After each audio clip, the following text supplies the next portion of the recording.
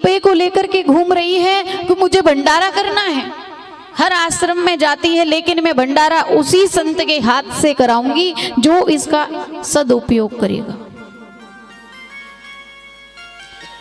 अब पहली बात तो सब उसका मजाक बनाते हैं कि 1 रुपए में कोई भंडारा होता है, और दूसरी बात कहते हैं कि 1 रुपए को देने के लिए भी ये ढूंढ रही है कि कौन सा ऐसा संत है जो इसका सदुपयोग करे। तो ये सच्ची बात है। अगर हम 1 रुपया भी कहीं दान में दे रहे हैं तो विचार कर लेना कि हम सही जगह दे रहे हैं कि नहीं दे रहे हैं। अगर सही जगह आपका 1 रुपया गया तो वो दान में लगा, और गलत जगह लग गया तो वो तुम्हारा न तुम्हारे काम का रहा, ना तुम्हारी इस जगह का रहा, ना उस जगह का रहा। अपने जीवन की एक छोटी सी घटना बता, मैं कितनी बुरी हूं, सुनोगे? कौन कौन सुनेगा? सब सुनेंगे। अपनी कमी बतानी चाहिए ना, तो मैं तो सबसे पहले अपनी कमियां बताती हूं कि मेरे में कितनी कमियां हैं। मेरा नियम है अन्न क्षेत्र चलाने का वृंदावन में, और एक गुड़गांव में भी एक नियम ले रखा है कि झुग्गी झोपड़ी वालों के लिए प्रसादी महीने में 2 भंडारे बंटवाना। और वृंदावन में अन्न क्षेत्र हम अपने आश्रम में वृंदावन में 2 भंडारे संतों के हर महीने करते हैं। तो हम एक बार भंडारा बांटने गए तो एक ऑरेंज कपड़े पहन के, ऑरेंज कपड़े पहनो तो सबका स्वभाव नेचुरल ऐसा हो जाता है कि बाबा है। हम भंडारा बांट रहे थे, प्रसादी बांट रहे थे, तो प्रसादी में सब्जी पूड़ी खीर थी। वो बाबा बोला बगल में बैठा था सबके लाइन में कि हमें चाय पीनी है। अब हमने कहा बाबा हम चाय तो लाए नहीं, हम तो सब्जी पूड़ी खीर लाए हैं। फिर हमने अपनी जेब में हाथ डाला, 50 रुपए निकाले, उसको देना चाहा, दे दिया। अब दूर से तो पता नहीं चलता, हम और आप इतनी दूर बैठे हैं, पता नहीं चलता ना। हम जैसे ही उसको देने के लिए गए तो हमें दुर्गंध आई, और जैसे ही हमको दुर्गंध आई हमारा तो माथा ठनक गया। राधिका कहाँ फंसी? लोग तुझे 1 रुपया देते हैं ये विश्वास करके कि दीदी हमारा पैसा सही जगह लगाएगी, और मेरे हाथ से गलत पैसा लग जाए, ऐसा तो हो नहीं सकता मेरे जीते जी।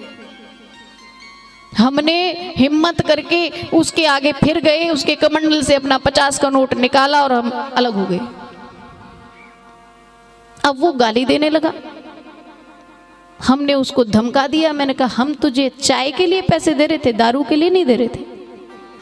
वो 50 का नोट हमने उसकी झोली से निकाल दिया, उसकी डोली में से निकाल लिया, वहीं एक झुग्गी झोपड़ी वालों के बच्चे को दे दिया। बच्चा खाएगा तो वो आत्मा उसकी तृप्त होगी, हमें आशीर्वाद देगा, दुआ देगा। अगर वो 50 रुपए का पौआ पीता तो हमें कितना महापाप लगता कि नहीं लगता? अब हम में तो इतनी हिम्मत थी कि हमने उसके कमंडल से निकाल लिया, लेकिन समाज में इतने लोगों को देखो, कहना नहीं चाहिए, आंख बंद करके दे देते हैं। कहाँ लग रहा है, किसके लिए लग रहा है? देखो मैं तो एक बात जानती हूँ, ग्रस्त को पालन करना आज के समय में बड़ा मुश्किल है कि नहीं? 2 साल तो कोरोना निकल के गया है, 2 साल में वैसे सब चौपट। अब जैसे तैसे हम अपने बच्चों के पेट से 2 रुपए, 10 रुपए, 15 रुपए या लाख 50,000 निकाल करके हम कुछ धर्म कार्य करते हैं, तो धर्म कार्य में लगना चाहिए, वो हमारा अनर्थ नहीं लगना चाहिए। ये आप सबको ही समझा रही हूं, मेरे जैसे ही बनना। अगर कहीं लगे कि हमारा गलत जगह लग गया है तो सचिन भैया उठा लेना, कोई बुराई नहीं है। कभी मंदिर में जाओ और आपको 50 रुपए का बिहारी जी को भोग चढ़ाने का मन है, मेरी सोच ये है, बाकी आपकी आप जानो।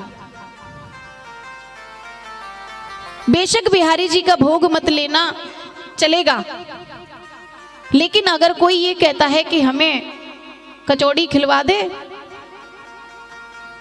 या हमें चाय पिलवा दे, उसको पिला देना, उसको खिला देना। बिहारी जी का भोग लग गया ना, समझ रहे हो मेरी बात को? बिहारी जी किस में बैठे हैं? हमारे तुम्हारे घट में बैठे हैं। भूखे की आत्मा तृप्त होगी तो आपको आशीर्वाद देगा। वो मैया 1 रुपए को लेकर के वृंदावन में घूम रही है कि मुझे भंडारा करना है। कोई बाबा उसका भंडारा करने को तैयार नहीं होता। एक आश्रम में पहुंची, वहां भंडारे की भट्टी चल रही थी। कहा बाबा मेरा निवेदन है, बड़ी दूर से आई हूं, मुझे 1 रुपए का भंडारा करना है। बोली बेटा हो जाएगा, तू चिंता क्यों करती है, बैठ। कढ़ाई चल रही थी, उसमें सब्जी बन रही थी। बाबा ने वो 1 रुपया लिया और अपने सेवक को दिया और कहा जा इस 1 रुपए की हल्दी लेके आ जल्दी दौड़ के। सेवक दौड़ा दौड़ा गया, 1 रुपए की हल्दी लेकर के आया। उस सब्जी में, कढ़ाई में जो सब्जी बन रही थी उस हल्दी को डाल दिया। और हमारे वृंदावन में नियम है कि जो सेठ भंडारा कराता है तो जब पंगत बैठती है संतों की भोजन करने के लिए, तो जो सेठ भंडारा कराता है उसके नाम का पहले जयकारा लगाया जाता है। तो उस जो सेठ भंडारा करा रहा था उसके नाम का और वो जो स्त्री बैठी थी उसके नाम का, दोनों के नाम का जयकारा महाराज जी ने लगवाया। बुलवा के बिहारी लाल की। बोले बेटी तेरे नाम का आज भंडारा हो गया, संत तेरे भंडारे से बड़े तृप्त हुए हैं और तुझे जा खूब आशीष देता हूं, मैं खूब दुआ देता हूं, तू खूब फले फूले। उस स्त्री ने अपने सेवकों को इशारा किया। वो किसी देश की रानी थी और बिहारी जी की दीवानी थी। राजा खत्म हो गया था, संतान कोई थी नहीं। मैं नाम भूल रही हूं, ये सच्ची घटना है। वो रानी अपना सारा साम्राज्य लेकर के, जो भी उसके खजाने में था वो सब रथ में लदवा कर लाई थी और बस ये परीक्षा ले रही थी कि कौन ऐसा संत है जो इस सब को सौंप करके मैं उसके हाथ में जाऊं। 5 पुत्र होते हैं हमारे, पांचों एक जैसे नहीं होते। जो योग्य होगा उसी के हाथ में पिता चाबी देता है तिजोरी की, पक्की बात है। जो जिस योग्य होगा उसको वैसा ही कार्य सौंपा जाएगा। तो कहने का मतलब है कि कथा बेशक सचिन भैया करवा रहे हैं, अगर इस कथा में 1 रुपए की भी आप आहुति डालेंगे तो ये कथा आपके नाम से भी लगेगी। कोई मन में ऐसा भाव नहीं लाना कि हम कथा नहीं करा सकते या हम भी कथा कराएं। ये आप सब ही करा रहे हो, आप सबके द्वारा ही ये आयोजन हो रहा है। हम सब वृंदावन से आप सबके लिए ही आए हैं। जय जय श्री राधे। मन बस गयो नंद किशोर, हो मन बस गयो नंद किशोर, मुझे अब जाना नहीं कहीं और। बसा लो वृंदावन में, बसा लो मोहे हरि चरणन में। बसा लो वृंदावन में, बसा लो हरि चरणन में। मन बस गयो नंद किशोर, मन बस गयो नंद किशोर, मुझे अब जाना नहीं कहीं और। बसा लो वृंदावन में, बसा लो मोहे हरि चरणन में। बसा लो वृंदावन में, बसा लो हरि चरणन में। जय हो।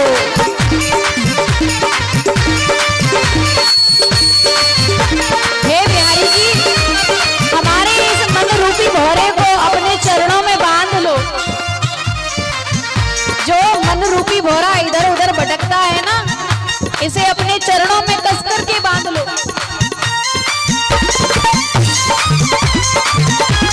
अरे सरकार की जय हो।